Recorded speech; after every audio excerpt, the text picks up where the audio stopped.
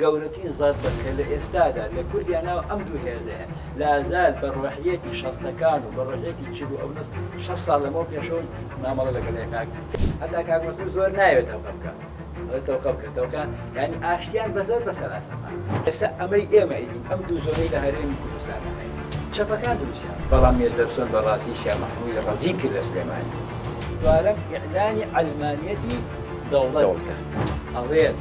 لە ناو سکراتیش پلانی ئێمانە بۆ دەوڵەتێک بۆ کورد دروست کرد ئەمە قسەی مسز بێڵە کورد یعنی توانیویەتی لە ناو قەڵەمڕەوی ئیسلامە 14 دەوڵەت و 46 ئیمارەتی هەبێت بەس ئەم چەپانە زەڵبێکی گەورەیان لە ئێمەیاوە یەکەم ئەو نەژویان سڕیوە دیاری یانی زەنداگی کوردی نازانێ وازانێ کورد ئەی لە ئەسڵا هیچی پێ نەبوو نە دەوڵەتی هەبوو نە سیاسەتی هەبوو هەر داماوە هەردی هەڵدراو مەلای خەتێ لە کاتێکا مەلای خەتێ بە هەمەی ڕزگار کردووە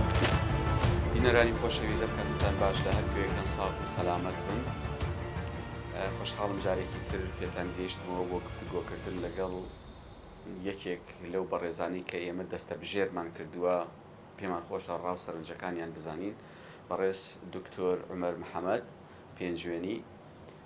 هەڵگری بڕوانامەی دکتۆرە لە بواری دۆزی کورد شارەزایەکی زۆر باشی هەیە دەرکەوتنێکی زۆر باشی هەیە لە مەجای میدیایە بەڕێزیان وەکو عەرزم کردن کە پسپۆڕی بواری دۆزی کوردن ئێمە پرسیارەکانمان لەوەیە چڕ ئەەکەینەوە کە بەڕێزیان بزانین لە ماوەی حکومڕانی 33 ساڵەی باشووری کوردستانە چەند خزمەت بە دۆزی کورد کراوە چەند خزمەت بە ناوبانگی دۆزی کورد کراوە لە دنیای دەرەوە لە دنیای عەرەبی ئایا ئەو هەڵوێستانەی کە هەرێمی کوردستان لە ڕووی نیشتیمانیەوە دەریان بڕیوە چووەتە خزمەتی دۆزی کوردەوە دۆزی کورد تا چەند بەرەو پێش چووە ئەی بەسینەوە بە بابەتی بانگەشەی هەڵبژاردنەکانەوە کە بەڕێزیان یەکێکن لە کاندیدەیە بەناوبانگەکانی لیستی یەکگرتووی ئیسلامی کوردستان کاک دکتۆر بەخێر بێت سڵاو ڕێز کاک ئیسماعیل زۆر بەخێر بێت کاک دکتۆر سەرەتا با بپرسین بەڕاستی ئێستا دۆزی کورد بۆتە دۆزێکی جیهانی وەکو ئەوەی کە ئێستا هەندێک وڵات دۆزەکەیان لەناو نەتەوە یەکگرتوەکان و ئەنجومەنە نێودەوڵەتیەکاندا گفتوگۆی لەسەرەکرێت بە ناوی خوای بەخشندەی میهرەبان تاوان دۆزی کورد لە 100 ساڵی ڕابردووە شتێک دروست بە ناوی دۆزی کورد لە پێشترە لە 1300 ساڵی ڕابردووە کورد عنی توانیویەتی لە ناو قەڵەمڕەوی ئیسلامە 14 دەوڵەت و 46 ئیمارەتی هەبێ كوكو ماوسا أمين زكي بق لكتابة بناوانكا باسك الدول والإمارات الكردية في العهد الإسلامي باسي دولتي مرزباني سالاري دولتي حسنوي دولتي دوستكي دولتي شدادي أيوبي إنجا أردلاني إنجا زندي إنجا شوانكارا لوري بچوك لوري قورة هميان بتفصيل باسكا باشا كان عند صلاة كان إنجا إمارات كان باسي شلو شش إمارتي كردي أكا بابا نستورانا مکریانە هەیان بۆ 500 ساڵ تەمەنی بۆ هەیان بۆ سکەی هەبووە سوپایان هەبووە بەڵام دۆزی کورد کەی هاتە ئاراوە کە ئەم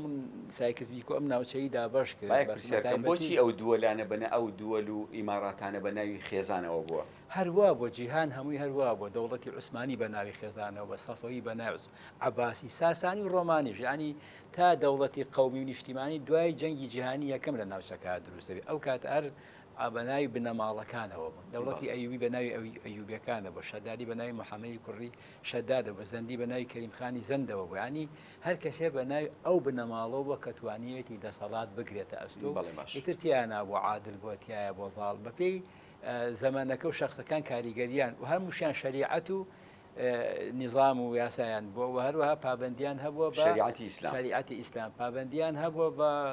دەوڵەتی عوسمانیەوە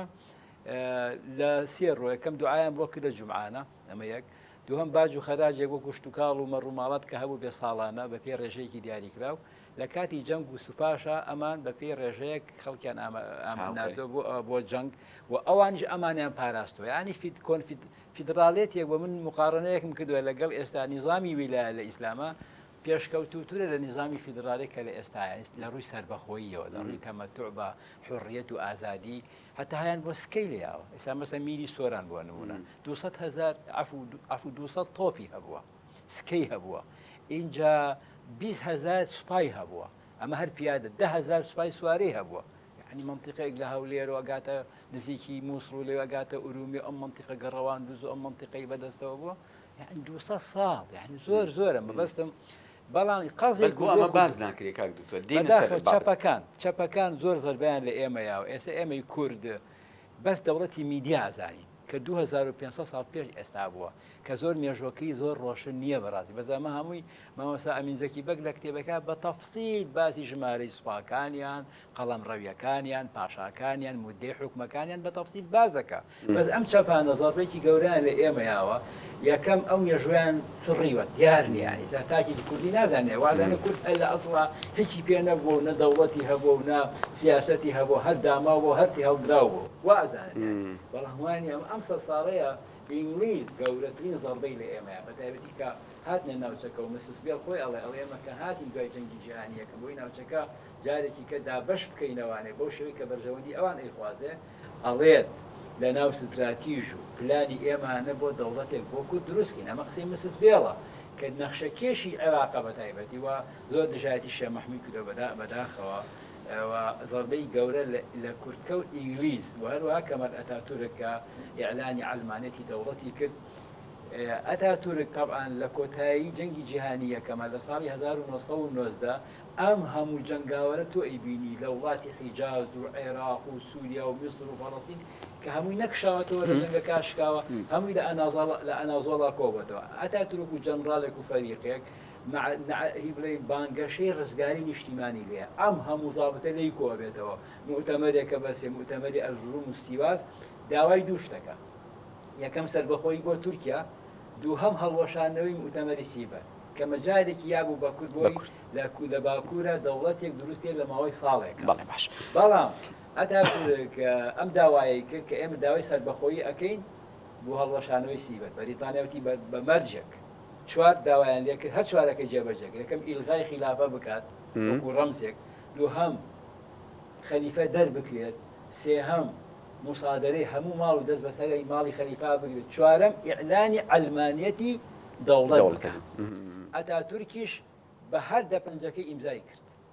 مؤتەمەری وتی میش دوو مەرجم هەیە یەکەم سەربەخۆی بۆ تورکیا دووهەم مؤتەمەری سیفەر هەڵەشێتەوە ئەوە تەمەن لە مؤتەمەری لوزانە ئەمران کرد جێبەجێیان کردەوە بالفعلی لەو کاتەوە کوردی تووشی گەورەترین زەربە هات بەدەستی عەلمانیەتی تورکیا و بەتایبەتی دوجاری شای ئێران کەوشە عەلمانی بوو دوجاریش ئینگلیز کە لە عێراقا بوو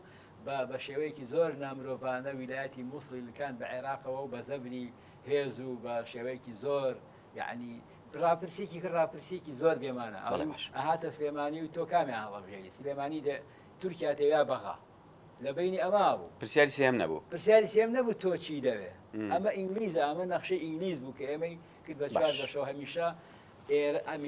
ئەنقەرە و تاران و بەغای بەلاوە گەورەتر بۆ لێمە کاتە ئەو قەزەی ئێمە لەو کاتەوە کە ئینگلیز ئەم ناوچەی دابەش کرد ئەو دروستی کرد لە هەمان کاتیشا لە ڕووی ئەلمانی ئێمەیان دابڕی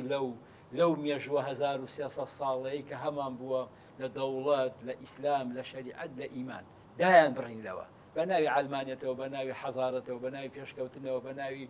جێهێشتنی ئێمە کۆنەپەرستی نەکەین ئەمە دابڕانێکی زۆری بۆ دروست باشە ئێسش پێوەی ئەناڵێنین بەڕاستی گەورەترین زەربەمان لێەوە بەرکردیان زەربە بەرکورد لەلایەنی ئینگلیزەوە کەوت و ئەتاتورک بە دەرەجەی یەکەم ئەم دوو حکومەتە ئێران لەگەڵ بەغا کە ڕێکەوتوبوون لەگەڵ بەریتانیا ئێوەی بە تەفسیل باس کردووە لە پۆستکاستەکانە ئێستا کاتی نییە بە درێژی بە ئەدیلە خاڵەکان باسکین لە خزمەتە ئێوە وەکو خەڵکی ئیسلامی ماشاءالله بڕوانامە زۆر دێنن لە مەجای شەریعەت و فقه و ئوسوڵ و مەجالەکانی دیکەیە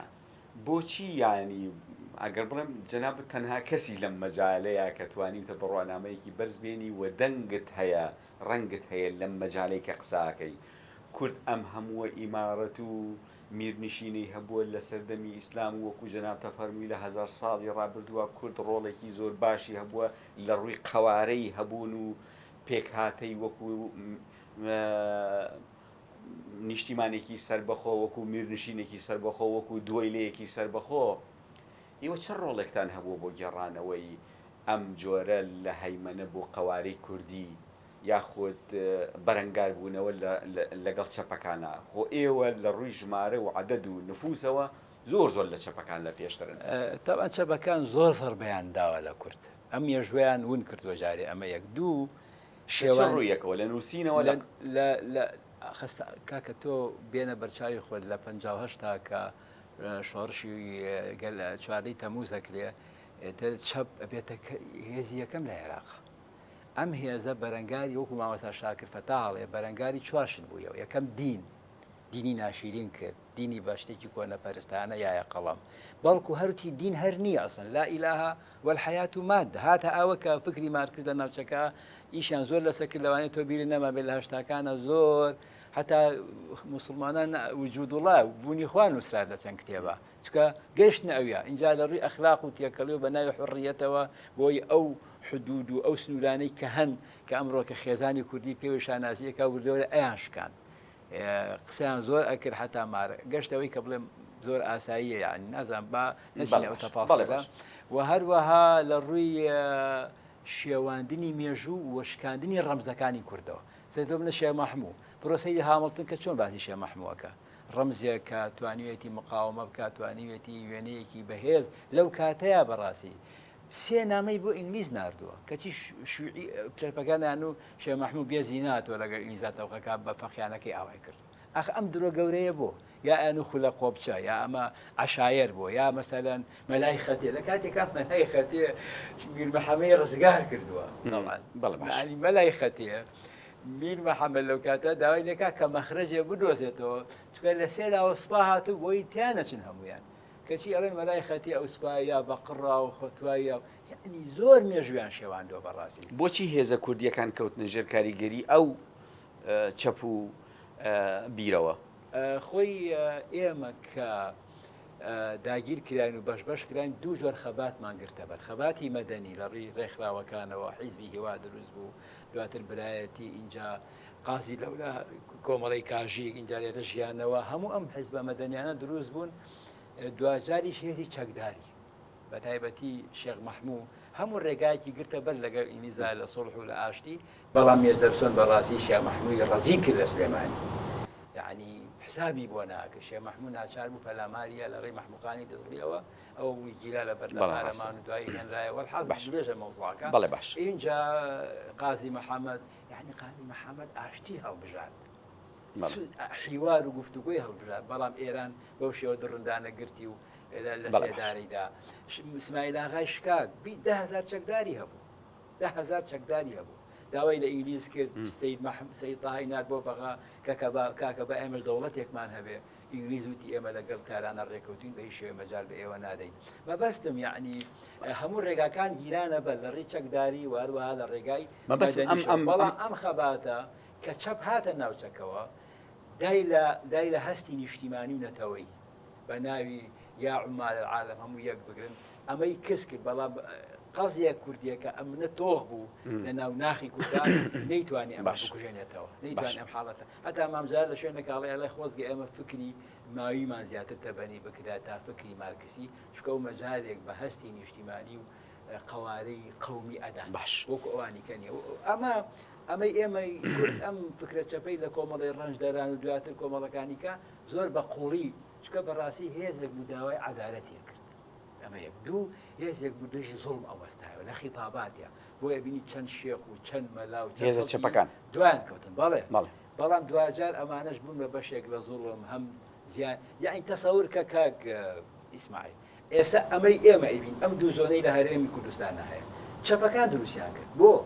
لە ناو پارتیە کە مەکتەبی سیاسی هاتەوە کەم طبعاً پارتی لە 36 دروستە بێ ئیبراهیم ئەحمەد و جەماعەت کە دروستیەکەن لە سلێمانی بە ناچاری لەبەر هەژمونی جەماوەری مەلا مستەفا خۆ لە هینە بێ لە رووسیا بێ ئەیکەن بە سەرۆکی حیزبەکە خۆی لێرە نیە سەرۆکی فەخریە بێ بەڵام کە دێتەوە لە 59 مەلا مستەفا سەیرەکەن ئەم جەماعەتی مەکتەب سیاسی کە فکرێکی چەپیان هەڵگرتووە زیاتر ئەڵێن مەلا مستەفا لێی نازانێ لەبەرەوە خلافێک دروستە بێ مەکتەب سیاسی باڵی مەکتەب سیاسی دروستە بێ لەگەڵ مەلا مستەفا مؤتەمەری ماوەتەکەن لە 64 بەلا مستەفا بەهێزەوە ئەچێتە سەریان ئەوانی ڕاکەن بۆ ئێران دوای لە مەشهەد و لەگە سەفیری عێراقیە یەنەوە بەکرەجە و مەلای جەلالی دروستەکەن لەو کاتەوە تا ئێستا ئێمە بەدەست ئەو کێشەوە ئەناڵێن زۆنی زەرد و زۆنی سەوز ئەوانە لە ئەسڵا دروست باش تا ئێستا ئێمە ڕزگارمان نەبوو قەزیەکەمانی بچوو کردوێتەوە تەقزیمی کردوێت باش بۆ یعنی تۆ تەسەورکە دوێنێ ئەو لە ئاڵێن ئەگەر پێش هەڵبژاردن نەیەن لەگەڵمان ڕێکەون بە ئەم لاڵێن بە پەیەکێتیڵێن ئەوە دوای هەڵبژاردننی بەخا ئەوەنە تا ناینەکە ئێساتانەیە یعنی لازار ئەڵی 64 لازار خلاف قائمە لازار خوێن ئەرژێ لەم برینە ینی هێشتا هەچەند مامجلال لە 2023 هات سلێمانی لە پاڵاز مامجلال و کاگمەسعودیان داوای لێبوردون لە خەڵکی کوردستانەکەی ئێمە هۆکاری شەڕی ناوخۆ بووین ئەگەر دادگایەکی عەدالەت دابڕی ئەمە بێبەرین ئەگە دادگایکی عادالە ئێمە بەڵام خۆ داوای لێبوردنیان کرد بەڵام بەکردار نەیان کرد باش بەداخەوە ئەم قەزەی ئێمە کە قەزەیەکی ڕەوایە و عالم هات پشتیوانی لێکردین تەسەورکە من دێڤید ویلژم لە مؤتەمەرێکی سلێمانیە لەگەڵ حیزبەکانە کۆبوویەوە دێڤید ویلژ نوێنەری وەزارەتی خارجی ئەمریکا بوو لە ساڵی 1999 هاتە ئەم سلێمانیە ئەمریکا ئەیویست بەغا بڕوخێنێ پێویستی بە ناوچەیەکی ئارام بوو کە هەرێمی کوردستان ئێرە شەڕ بوو ناچار ئەمریکایەکێتی و پارتی بانکدا ئەواشنتن لە بیرتە ئەڵێ تەوقەکەن لەگەن هەتا کاک مەسعود زۆر ناوێت تەوقە بکە ئەڵێ تەوقە بکە تەوقە ینی ئاشتیان بەزەر بەسەر ئاسەمان چکە ئەمریکا بەرژەوەندی لە ئاشتی ئێرە وەک ناوچەیەک بۆی بەغای پێ ڕزگارکە کەواتە ئەو ئاشتێشیان بەسەرا چەسپانن اینجا جاوتی چی ئەو مردی وتی ئەوە ئاشتیمان بۆ جێبەجێ کردو لەنەوت بەرامبەر بە خۆراک لە ساسیان زەمان بۆ داناون بۆی پێی بژین و هەروەها منطقی ئامینەمان بۆ دروستکن یعنی مەبەست بە ژینگەیەکی خوڵقاوی جیهانی بۆی دۆزی کوردی دوای ئەو هەموو هەڵکشان و داکشانە بکەوێتە سەر پێی خۆی گەورەترین زەربە کە لە ئێستادا لە کوردیاناوە ئەم دوو هێزەیە لازال بە ڕۆحیەتی شەستەکان و بە ڕۆحیەتی چل و ئەو نەس 6 ساڵ لەمەوە پێشەوە مامەڵە لەگەڵ یەکاک سەیری کەرکووکە کاک ئیسماعیل کێ ڕێی لێگرتین ئەمانە بە ئەو دوو کورسی ئەو 5 کورسی بەیەکەوە کوتێ بن بەیەکەوە کوتێکی کە پێک بێنن ئەو چوو لەگەڵ کۆمەڵە تورکمانی نازانکی ئەم لەگەڵ تورکمانی کارڕێکەوە یعنی ئەوانیشیان بەش کرد ینی کەرکووکیان وێران کرد بە هەردووکیان بەدا بەڵێ باش مەبەستم چییە؟ ئەوەی ناوی ئێستا بۆچی گەنجێکی وەکو گەنجەکە لێرە ئەو گەنجانێکە لە بازاران کە باسی کورد و کوردایەتی و نیشتمان بۆکەی بڕوایان پێنە پێکەنینیان پێ تەسەور ئەەکەی من مامۆستان لە پۆلا بووم باسی ئەو مەکرد کە سەدام کیمیایی کرد بەسە هەڵەبجەیە و پەت ئاڵێنرا لە بڵند حەیدەری شعرێکی هەیە لە پەت ئاڵێنرا لە گردنی ئەوانە کە تەلەبێ ساوتی وەڵا مامەسە شەڵای ئەدام نەکرایە تەسەور کە یانی وتم بۆ وتی بەس نییە و کاتە نان هەبوو هین خەڵی کێشەی نان و دامەزرانی نەبخۆی ئێمە تەخەڕوجی چەکەین هیچمان لەسای ئەم دەسەڵاتە هیچمان نەتی ئەنجاممان نییە زۆر قورس بوو بەڕاستی تەزیم ینی گەنجێک بیستوێتی تەبان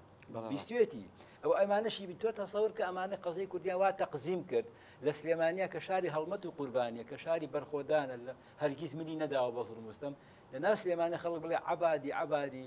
بڵێ کازمی معقولە دوای 31 ساڵ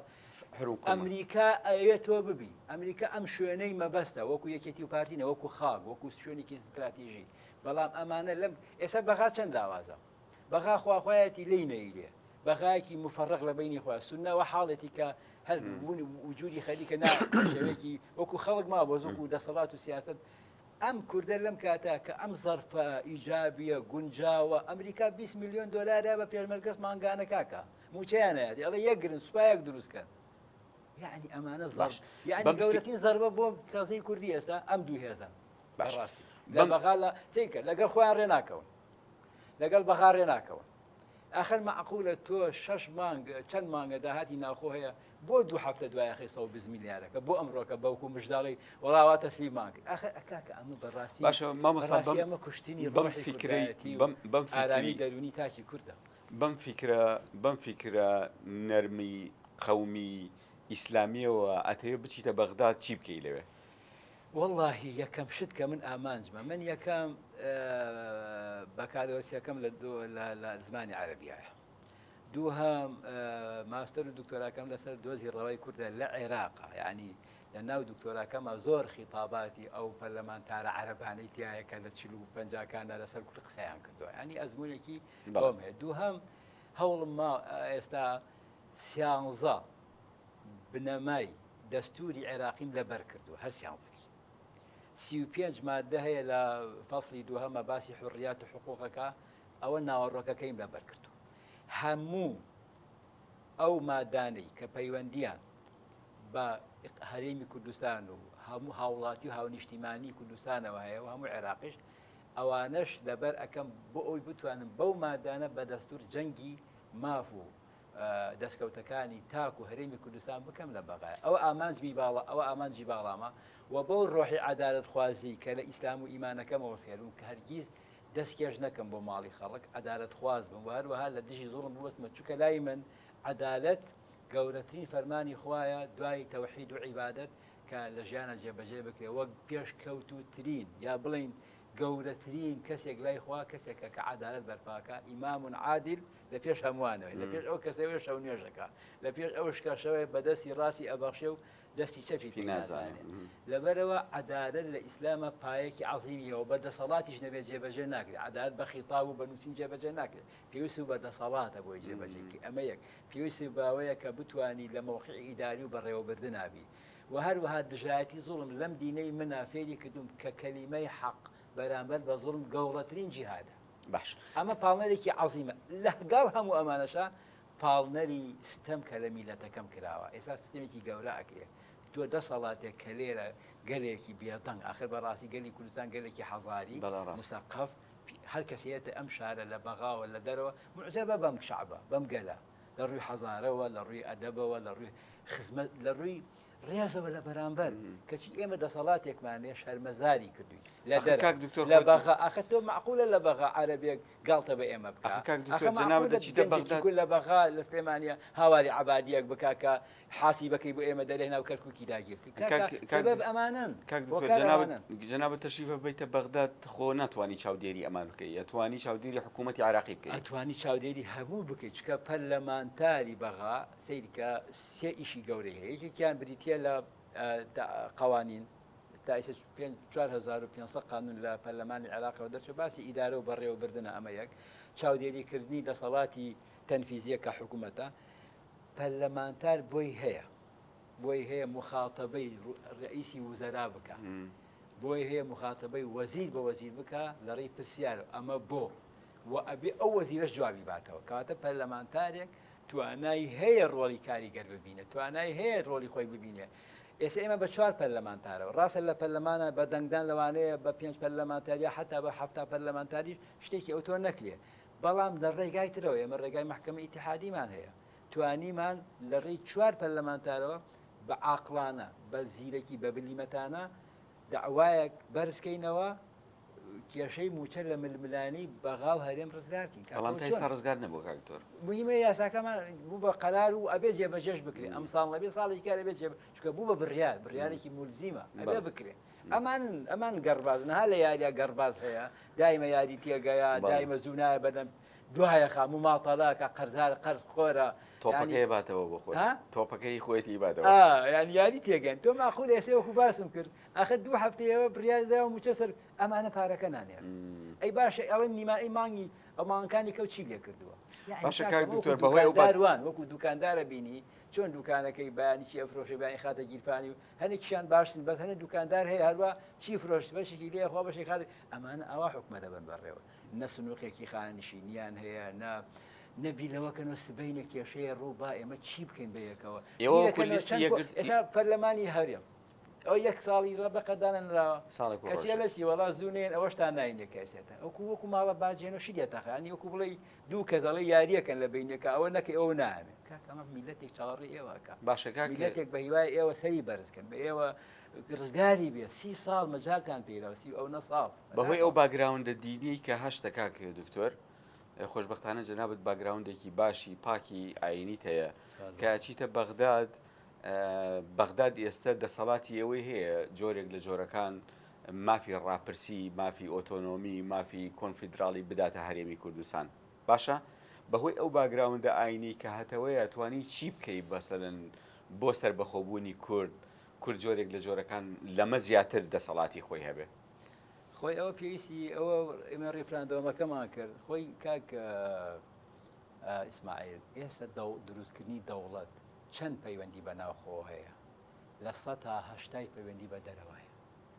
ئیعترافاتی نێودەوڵەتی عیلاقاتی دیبلۆماسی کاکە دەرەوە بەس مامەڵە لەگەڵ نەکات تۆ ئەخنکەیت کەمام جا ئەڵێ ئێمە لە ئێستا دەوڵەتی کوردی خەونێکی شاعیرانەیە بۆڵێ ئێمە لە ڕیفراندۆمەکە بینیمان یەکسەر ئەمسی حدودە داخرا بەغا ئەوێ تۆ لێرە ئەخنکەیت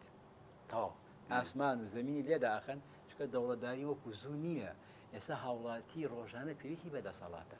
و حکوومەتەکە ڕۆژانە پێویستی بە عیلاقاتی نێودەوڵەتی سێ بانقەکان مامەڵە لەگەڵانەکەن کۆمپانیاکان حەسایان لەسەر بێنێن ئێرە ئاواداکەنەوە نەوتەکە و بۆ نەڕوە کشت و کاڵەکە و کەس لێ وەرنەگرێ و کەسیش داخل نەبێت تۆ لە شوێنی خۆ کەوتی کەواتە ئەبێ ئەجووە بخوڕکێنی ئەبێت تۆ ئێستا بۆچی جوولەکە ئەوە تا ئێستا هەموو دنیا چکە لۆبی هەیە اقتصادی بەدەستەوەی لە سا پێنجی اقتصادی ئەو ئەمریکا بەدەست 5 کۆمپانیاوەیە کە هەر پێنجەکەیان ئەو لۆبیا ئەمریکی یەهودیان حتا سیناتۆرێک ناتوانێت بە سیناتۆر تا ئیمزای ئەوانمان ئیشیان کردە لە پێشەوە لەبەرەوە تۆ ئەمان بەداخەوە کەسی دیبلۆماسیەکە لە هەرێمە یەکێک بێ بۆ هەرێمە بێ 5 کەس ببینێ وایە یان نەبێ کاک مەسعود ببینێ کاک نێچیرەوان ببینێ کاک مەسرور ببینێ بێ بۆ لە کاقوبات ببینێ کاک بابڵ ئەمە ئەوێ ئەلاساس تێبگا لەم هەرێمە یا ئەوێ قسەیەکێ بێ 5 قسە بۆ ئەمانە بکە چکە هەر 5 جیاوازن بەداخەوە یانی بەمە ئەتوانی تۆ دەوڵەت دروستکەی بەم ژێرخانە ئەتوانی ئەم بینا گەورەیە بکەیت ژێرخانی دیبلۆماسی ژێرخانی دیبلۆماسی ژێرخانی عیلاقات ژێرخانی اقتصادی و ئابوووریەکی بێت سوپایە کاکە ئێمە سوپامان نییە یعنی تۆ ئێستا یەکەم هەنگاوی پێشمەرگە چییە کاکتۆر پێشمەرگە هێزی فڵانە کەس و هێزی ژمارەیە و هێزی نیشتیمان نییە وەکو هێزێکی نیشتیمان بەداخەوە ینی هێزێکی نیشتیمانیمان نییە کە تۆش بۆ هەبێتی تایە بەس هێزێکی حیزبیە زیاتر ئەوە زاڵوە بەسەریە هیچ کادیرێکی یەکگرتو هەیە پێشمەرگە بێ یەک کەس نایڵێ بۆ تۆ تا کاکە ئێمە لە مەتار کادیرێکمان لە مەتار کەسێک بەتوانای خۆی دەرچوو ڕاستە خۆ بندی کاکە بەخوا ناتانینە دەری بازی لێ لەکوێ بین بۆ شوێنە بەس نابێ لێوێت لە مەتارێکە بەتوانای خۆشی دەرچوو لایەن هەر ڕاستە خۆتیان کاکە ئەو شوێنە نابێ غەیری خۆمانی تیاابێ لە مەتار بوو بەچی هەر مۆزەفێکی ئاسایی بوو لەوێ ناوی کاک دڵشاد و فەقیرە هەچی هاوار ماگرت کاکە قچێکە بە کەفعاتی خۆی لەوێ دەریان کرد کاکە مدیر ئامێکنیانە هی مەکتەبێک لەبەرەوە شتەکان زۆر بە حیزبی کراون هەموو شتێ بۆ بە حیزب ئەمە ناوبانگی هەرێمی لەکەدار نەکردووە کاکە چۆن لەکەداری نەکرد تۆ پەرلەمانێکی هەیە هەر کاتێ بیتەیە دایەخەی هەر کاتێ بتەوێ ڕایەگری هەر کاتێ بتەوێ سوپا ئەم لە ئەێنیتە سەری کواو لە وڵاتە ئەتوانێ ژێرخانی دەوڵەت بوون کاکە موسەساتی ئەوێ ئیرادەی ئەوێ سەرۆکێکی ئەوێ وەکو مامەستا مەسعود محەممەد دەڵێ متەجەڕیر بێ متەجەڕیزان ینی خۆی یەکلا کردێتەوە بۆ نیشتیمان و نەتەوە ئەمانە تەنها یەکلان بۆ حیزبێک بۆ لایەنێک بۆ ناوچەیەک بەداخەوە ناتوان بێن بۆ ناو نیشتیمانەکان بۆ ناو دڵی خەڵکەکەیان ئێمە کێشەی نەبوونی سەرکردەیەکی نیشتیمانی نەتەوەیی متەجەڕیدمان هەیە وەکو مامەستا مەسعود دەڵێ کە لەسەر و حیزب و لەسەر و ناوچە و لەسەر و خێڵ و بنەماڵەوە بێ بۆ ئەو میلەتە بژی هەمانە سەرکردا خەباتیشی هەیە بەڵام نەیتوانێت بەس بێتەوە بۆ ئاستی حیزب بەس بێستەوە بۆ ئاستی نیشتیمان و نەتەوە تەمسیلێکی نیشتیمانی نەتەوەی من بکە لە دڵی هەمومان نابێت باشە کاک دکتۆر دروشمی ئەم جارەی لیستەی یەکگرتو چییە؟ بە دەنگی ئێوەی بە دەنگی ئێوە ئێمە کۆمەڵێک کادری چاک بەڕاستی کە لەوانەیە من بچووکترینەکەیان بم هەڵمان بژاردووە چکە یەکگرتو خۆی بۆ خۆی مەدرسەیەکی پەروەردەیە شتێک کە ئێمە پێوەی شانازیەکەین ئەم پەروەردەیە تاک پەروەردەکەین لەسەر خۆشەویستی خوا و ناسینی خوا و خۆشەویستی خوا لەسەر دین و پەیوەستبوون بەخوای میهرەبانەوە لەسەر ئەخلاق خۆشەویستی خەڵک و خاک و نیشتیمە ئەمانەمان پێکەوە گرێت داوە یعنی حیزبەتی بەومانە لە ئێمە حیزبەتێک ناکەین سیاسەتێکە خەڵەتاندی تیاابێ خوانەخوازە خیتابی ڕووتی تیاابێ ئێمە بەکردە ئێستا کار ئیسماعیل ئێمە نزیکی 50,000 مناڵ لای ئێمە پەروەردە ئەبێ پەروەردەیەک بڕۆ ئێمە پێرەچینە ماڵی پێشمەرگەیەک بۆ نمونە بۆ دەگەڕمەوە مناڵەکەی تقریبا 8 ساڵە بە هاو یەکەیە کە دەستی هەمومانی ماچ کرد بڵێ چی پێمان باشە دی من هەمیشە ممنونی ئێوە ئەوە پەروەردەکەی ئێوە ئەو مناڵی من لای ئێوە دەرسە خوێنێ ئەوە پەروەردەتان کردووە شانازیتان پێواکەم بۆ پشتیوانی ئێوە بۆ نمونە ئاڵم ینی ئێمە لەوە دەستمان پێ بکە چونکە ئەزانین ئەگەر تاکێکی ڕەسەنی پاکە بێ نیشتیمانەکەی خۆی خۆش بێ ئیمانی بە قەسی ڕەواکەی هەبێ پشت بەخوای خۆی ببەستێ خوا بە چاودێر بزانێ بەسەر خۆیەوە دەست کێش ناکا بۆ ماڵی خەڵک ئێمە تاکێکی ئێمە جگەرەیەک ناکێش چونکە بە حرامی ئەزانێ ئەی ئایا تاکێکی وا سبەینێ بگاتە ئاستێک کە جگەرەیەک ناکێش چونکە بە حرامی ئەزانێ دەسەبا بە ماڵی خەڵک دەسەبا بۆ ناموسی خەڵک دەسەبا بۆ مافی خەڵک بە هیچ شێوەیەک چونکە پێش هەموو شتێ خوا ڕەقیبە اینجا بەڕاستی لەسەر و هەموو شۆ ئێمە ئیمامەن بە یاسا سەروەری هەیە کاک دکتۆر لە پەرلەمانی لە ئەنجومەی نوێنەرانی عێراق لە چه حاڵەتێکە ئاچنە پشتی یەکێتی و پارتیەوە کاتێککە پەیوەندی بە نیشتیمان و نەتەوە هەبێ چکە بەڕاستی ئێمە نامانێت لەو کاتانە کە باسی نیشتیمان و نەتەوەیە ئێمە لێرا جیابینەوە چکەوە ئەوە هێڵە سوورەکانن ئەبێ ئێمە بەڕاستی کە ئەچینە ئەوێ چکە دوژمنمان زۆرە لەوێ بەڕاستی باشە خۆ ئەوەیەکەوە سەیری ئێمە ناکەن بابەتی هەژماری من و هاتنی معاش و ئەوانەشیان بەستەوە بە بابەتی نیشتیمانیەوە ئێوە هاوڕابن لەوێ چۆن تێ نەگەشتم وتیان هەر کەسێ بەرگری لە تەڵتین بکات و دژی هەژماری من بێت بابەتێکی نیشتیمانی و جۆرێک لە خیانەت لێکیاندایەوە ئەو پێنی بە مافی هاوڵاتیەوە هەیە ئێمە کە بۆچی بە ناچاری ئێمە حەزمان ئەکرد ئەم هەرێمە وڵاتێک بەسەر بەخۆ بێ بۆ ناچاری ئەو داوایەمان بەرزەوە کرد چکە موچەیان نادا ئەوە 31 ساڵە موچەیان نادا یعنی تۆ باسی دەوڵەتەکەی ناتوانانی موچەی وڵاتەکەی خۆ بیت ئێمە ناچار بووین وای لێ بکەین کە هاو نیشتیمانیەک چاوەڕێ حیزب نەکا کاتێ بڕیار یا موچە با و موچەنەیە لە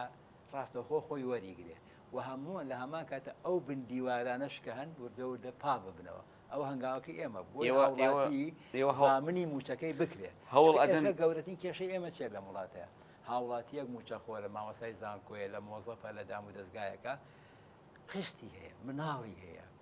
داوەخوازی لەسەرە ئێمە هەمومان ئەمڕۆ کە کۆمەڵە شت زار بۆ بەسەرمانە ئەنتەرنێتە کۆمەڵێشتا تۆ پێویستی بە پارەیە پێویستی بە شکۆیە بژیت ئیژەکەی ئەمە زامن نییە زامن نییە تا ئێستا 14 ساڵە هاوڵاتی کێمە یا موچەکەی نیوەی پێدراوە یا پاشەکەوت کراوە یا لی بڕاوە یا کە پێشی دراوە ئابم حاڵەتێکێتەوە ئێستا لە بەرەمانی 11 و نێشتا موچەی مانگی هەشت نەدراوە بۆ نەدراوە دوو هەفتەیە کێ دوای خستۆ خۆ بەغا دوای نەخستو ئەم جارە یعنی بۆیە ئێمە پەنامان بە ئۆبر بۆ ئەوەی ئیتر ئەم موچەیە لە ململانی سوودانی و لە ململانی ئێرە دەرچێ بچێتە کاک دکتۆر ژمارەمن ببێ هاوڵاتی وەکو هاوڵاتێکی عێراق کە سامانێکی زۆر لە وڵاتەیە هەیە هەمووچەکەی خۆی وەربگرێ و بە سورفە وەربگرێ وەکو هەر هاوڵاتی عێراقی بنزینەکەی لە ئەکاکە ئەمە دوێنێ پێرە لە هین بووین لە چەمچەما بووین لە قەرە هەنجید بە 450 لە بانی مەقان بە 800 و بە 1000 ئەی هاوا نزیکی 20 کیلۆمەترێک باشە کاک دکتۆر ئەمە بۆ خەتای کێ ئەمە ئەمان باشە کاک دکتۆر ئێستا دەنگێکی بەرز هەیە لە هەرێمی کوردستانە باس لە بایکۆتی هەڵبژاردنەکانەکەن بایکۆتی هەڵبژاردنەکان لە بەرژەوەندی هەڵبژاردن و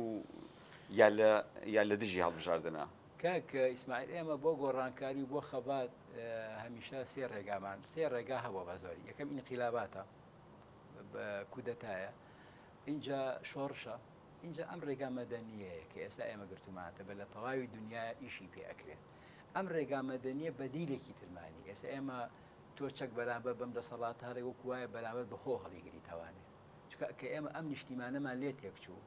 ڕاستە میکەتی پارتیە بەداخەوە ژیانێکی ئارامیان تیا هەڵگرتووە لە خەڵک بەڵام دوازار نیشتیمانی هەمومانە ئەگەر لافاوە بێ هەمومانە بە ئەگەر دژمنێ بێ هەمومان چاک و پاک و یەکگرتو و یەکیەتی و پارتی لە یەک جا ناکاتەوە وەکو کورد دژایەتیمانەکە ئەبێ خۆشمان بوێ و ئەم ڕێگایە هەیە ئەبێ بایکۆت نەکەین ئێستا بۆ نمونە لە 150 خەڵک ناچێت بۆ سەسنۆ ئەوە تۆ بە ئاشکرا بەکردار پیاڵی تۆ بمێنەرەوە من لە کوڕێکم پرسی 2010 بەشدایی نەکرد 2021 ئەی کاکە ئەرە هیچ گۆڕا باش بوو ئەی تۆ بۆ لە ماڵە گلەیەکەی تو بۆڵەکەی دەوەرە ڕۆژێک دەسەڵات لە دەستی ئێستا ئەو لە 150 بێت واللهی چی بوێ ئەتوانێت بیکە کاکە من هەڵ نەبژێرە بەس ئەمانە هەڵ نەبژێرێتەوە بۆی فێری گۆڕانکاری ببی بۆی وای لێ بێت دەسەڵات بە دوای خەڵکە ڕاکە ئێستا خەڵک بە دوای دەسەڵاتە ڕاکە بە موچەش تەبعا بەداخەوە یانی خۆم دوو هێزە کاک ئیسماعیل لەبەر ئەوە نییە کە زۆر عادل خەڵک دەنیانەیاتێ لەبەر ئەوە نییە زۆر بەهێزن لەبەرەوە نییە زۆر کۆتا پرسیارم لە جەنابەت بکەم کاک دکتۆر مەبەست ئەوەی خەڵک بێتە دەرەوە گۆڕانکاری بکە ئەرکەکەی بەجێبێنە بە قسەی بۆڵە لە ماڵدانیشتن ناگۆڕە بەس بێت هەموو وەکو لافاوێک وەکو چۆن بارانێک لە تکە تکەی باران لافاو دروستەکە بە دەنگەکانیان لافاو دروستەکەم خەڵایە ئەڕوخێنێ بەدیلێکی تر دروستە بێ خۆ من ناڵم ئەوانی خەباتیان هەیە مێژویان هەیە خەڵکیان هەیە ئەوانی ئەشنەوە بە خۆیان نەجارێکی ئەوانیش مەجبوری خەڵکە بنەوە بێنەوە زیاتر لەگەڵ خەڵکەکە بەس ئێستا بێنیازن لە خەڵک. باشە کاک دکتۆر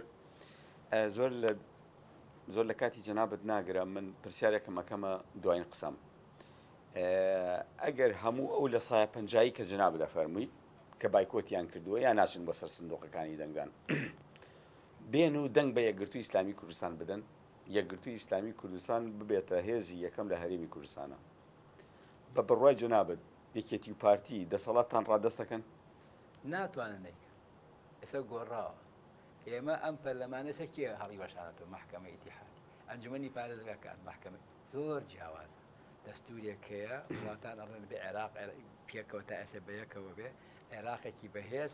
هەرێمێکی بەهێز ناتوانن لە هەژمونە نێودەوڵەتیەکە و یاسا و دەستورەکە دەرچن زۆر جیاوازە لەوانەیە بڵێم چەند ساڵ لەمەوە پێش ناکردا بەس هەر ئەبێ بیکە